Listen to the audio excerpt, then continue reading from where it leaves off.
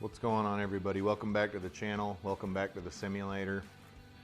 Today I've got another video using my Garmin S70 golf watch to record real on-course data and then import it into the Garmin Golf app, which is what you're seeing on the screen here on the right.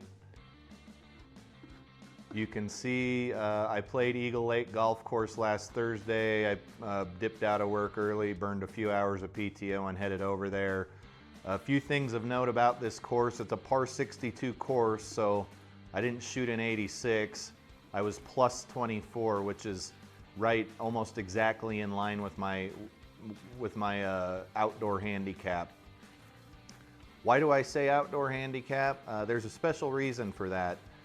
Anyone who's spent enough time in a golf simulator, not just hitting balls on the driving range, but has spent some time playing rounds of simulated golf on course X, has a pretty good idea that your simulator handicap is somewhere around half of what it is outside. It's a pretty drastic difference. And a lot of that has to do with the perfect lie you've always got on the hitting mat, the fact that there is no wind, no sun.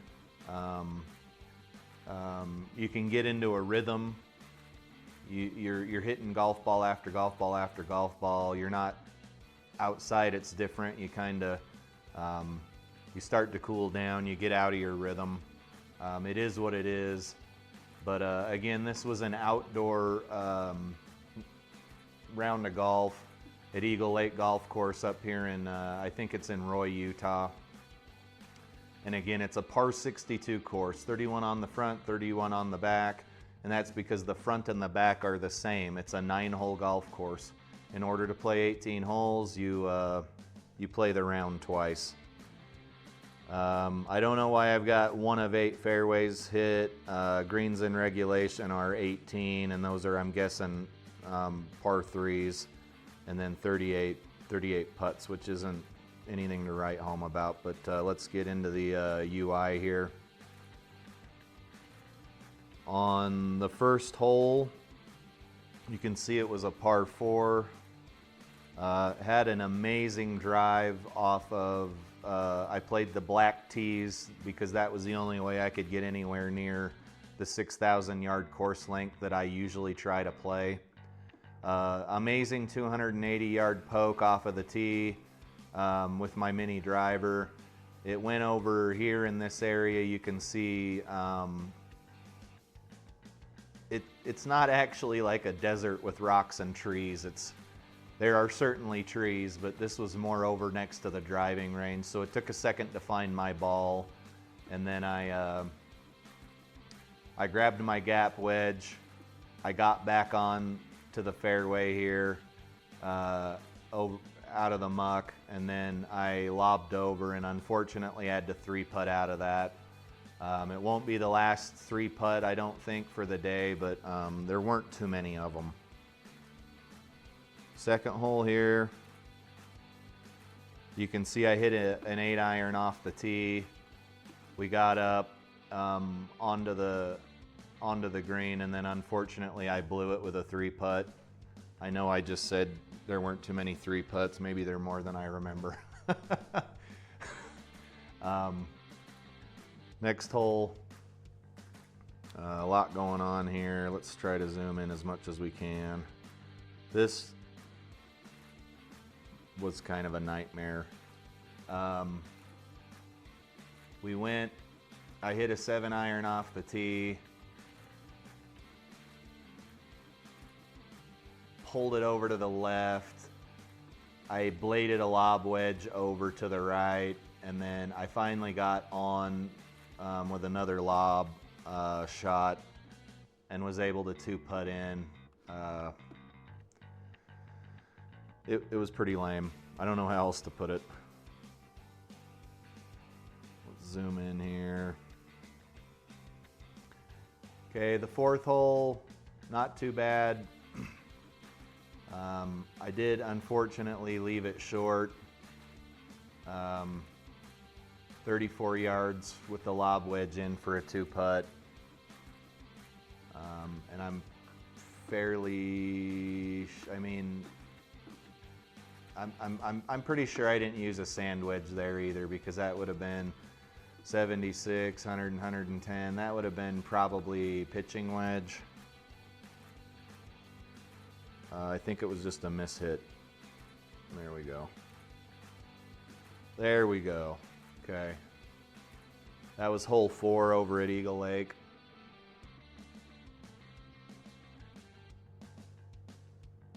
This guy here was fun on the first time I played it. Didn't quite get a hold of the mini driver, and I landed over here in front of the fairway in some rough. I'm playing black tees, so you do got to give it a good poke, especially on a par 5 to get into the fairway. I got my 3-wood out thinking I would, you know, get it up as close as I could to the pin, and then I ended up topping the crap out of the ball and hit over here on the left. It was an embarrassing little shot. Grabbed my 6-iron, got it up to the right of the green, lobbed it onto the green, and took 2 putts, fortunately, to get out of that hole. Still kind of getting warmed up at this point.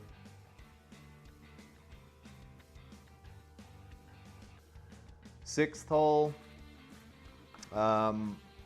hit the mini driver for about 225. I did bring it over to the right, unfortunately. Then I grabbed a 6-iron. I knew I was out of range here. I just grabbed a 6-iron and got it over back onto the fairway. From there, I hit the lob wedge about 73 yards and got on for a 2-putt there and got out of the hole. It was a pretty good hole. I had to play through a lot of people.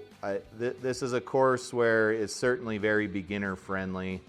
So there were some guys and gals there that weren't quite hitting as far as I was, and they were okay to let me play through. I didn't really have to ask. They would usually just sit at the tee box and wait for me and then wave me through.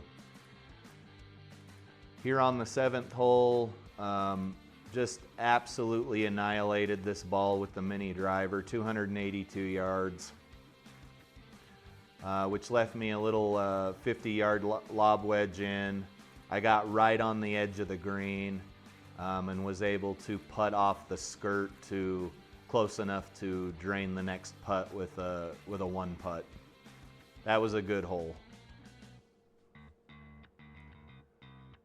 Okay, this little guy here, grabbed my gap wedge, plopped her right onto the green there. That's not actually the pin position, it's just a generic pin position, but the pin was up here right above me. Was able to get that in 2 putts.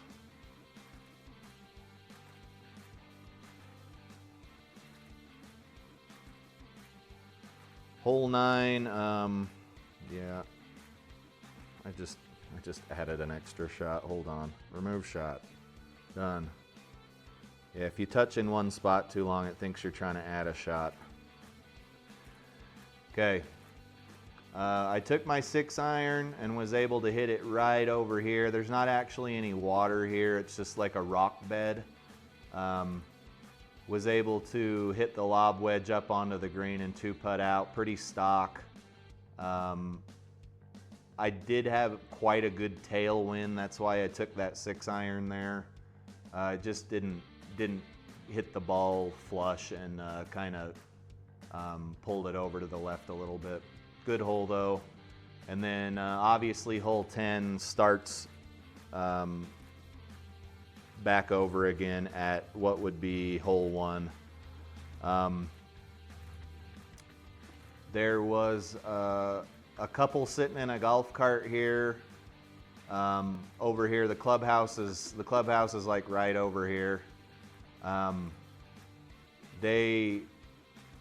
could tell they were kind of because the guy in the clubhouse had just put them out on the course, even though he should have known that I was coming around from 9 to start 9 back over again to do the rest of my 18.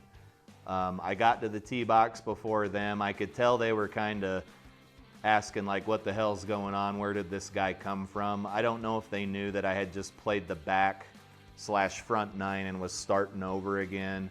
But I was able to mash the mini driver 270 up here to the left. And then they were pretty okay with it after that because they knew that I was going to pull ahead of them pretty quick as a single, hitting some pretty long drives. Unfortunately, I was behind this tree and had to kind of punch out with a 3-wood at the back of the stance. Went over here and nearly hit into this bunker, and then chipped on with the lob wedge and then 2-putted in. Not a bad hole, good drive. Just unfortunately being behind this tree, when you could have, I could have hit a gap or a pitching wedge into the green instead of wasting this stroke to punch out. But that's what those trees are there for, is to keep you honest. All right, this hole was all right. We went up. Terrible little shot with the 8-iron. I caught it thin and it kind of just went over to the right.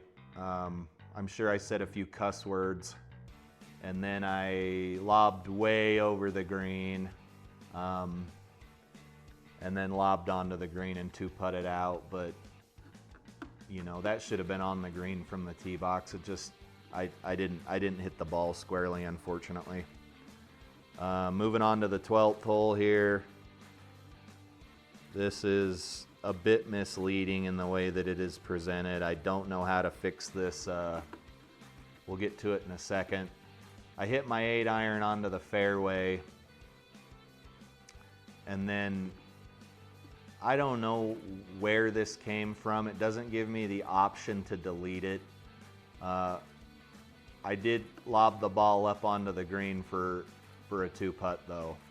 I honestly don't know where this is, but because it doesn't have any data next to it, you can't even select it to add data, such as what shot you hit or anything. I'm not sure what happened right here, but good hole. Just ignore this part. That didn't happen. The second shot was onto the green. Basically laid up on a par 3. And then this one was bad too. I was starting to catch up to 2 kids that were in front of me. They, I'll tell you about letting them pass here in a second. But gap wedge in, didn't hit it far enough, and it stopped over in some rough here. And then I grabbed my lob wedge and proceeded to hit like a 3-yard shot that didn't quite get onto the green. So I had to lob onto the green again, and then I was fortunate enough to get this first putt close enough to the hole to 2-putt out. But if you guys have ever hit one of those shots where you basically swung underneath the ball and it didn't go very far, that's what happened here. Is what it is. That's golf, I guess. 14th hole was a bit of a shenanigan. I hit this 234-yard shot off the tee, but it went over toward the back of the driving range. This isn't actually like a desert. There's a driving range right here. They've got a lot of stuff going on a small bit of real estate. And then I wasn't in a position, if I'd have hit a normal club, I'd have hit a tree branch, so I had to use my 3-wood to punch out. Got over here near another little tree that wasn't an issue. And then me being the most excellent golfer I am, I duffed a pitching wedge shot over up to here right before the green. And then I lobbed on and 2-putted out. Probably could have saved a couple of strokes here by getting on the fairway and then obviously hitting the ball squarely. That just wasn't in the cards. This hole was pretty awesome. This is where those two kids let me pass through.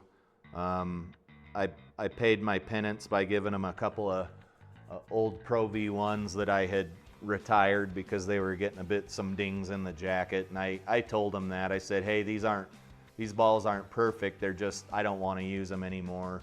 And they're like, heck yeah, we'll take them, thank you so much. They were pretty good about it. But crushed this ball. I had a bit of a tailwind, got a good hold of it. 307-yard drive with the mini driver. I think I sent Flying Fat Kid a picture of this one. But I did, if you're watching this, I did have a tailwind, but it was a pretty good shot outside of that. Still had that tailwind. I snagged my 7-iron, and then the ball did land on the green, but it rolled over and went off the back. It was at this point in time that I started catching up with another group of 2 girls, and I kind of had to wait on them for the rest of the round, but we didn't have very many holes left anyway. Lobbed up onto the green and was able to 2-putt in, but really good drive there. Nice long, way too long 7-iron. I probably could have taken a 9-iron and been right on the green, but I don't have all of that figured out yet. I'm slowly but surely getting there. This was another not bad hole. I did hit my drive over to the right, 225. And then I remember chilling right here, waiting for the 2 girls that were in front of me to finish the hole out. And then I gap wedged up onto the green and was able to 2-putt in. Not a lot to say there. It's kind of weird though on this back tee. It's kind of a blind tee shot, and you gotta just kind of trust your GPS and know where you're aimed. But I was aimed over here near this bunker, and you can see that sliced over and didn't quite get to its intended destination.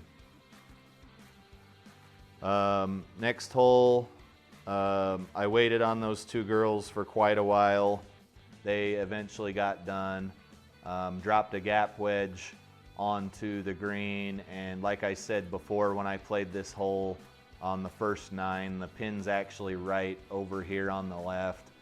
Was able to putt up that hill and get it close enough to the pin to 1-putt in. 2 putts total. Not a lot going on there. And then the 18th hole took me for a loop. I didn't hit my ball very well. If you can remember, on the first 9, I hit the ball over here. This is actually rock. There's no water in it yet. It's just rock. But I didn't get a hold of my 6-iron, and I hit it over here. Again, this is the driving range. I was right next to the driving range. I eventually found my ball.